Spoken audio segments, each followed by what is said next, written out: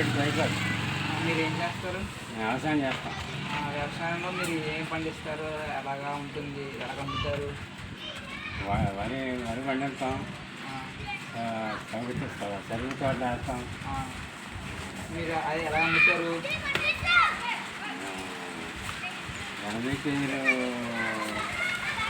1800 వేసి అన్నాము. సరే.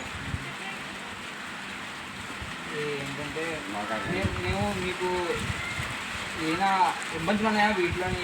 ఏం మధ్యవర్తులు ఏమైనా ఉన్నాయా? అలాగా మీరే అమ్ముతారా? నేనే సొంతంగా అమ్మేస్తుంటాం.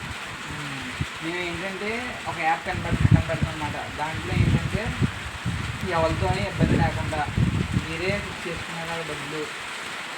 అలాగా కొన్ని రకాల వాటితో ఒక యాప్ తయారు చేస్తాం అన్నమాట.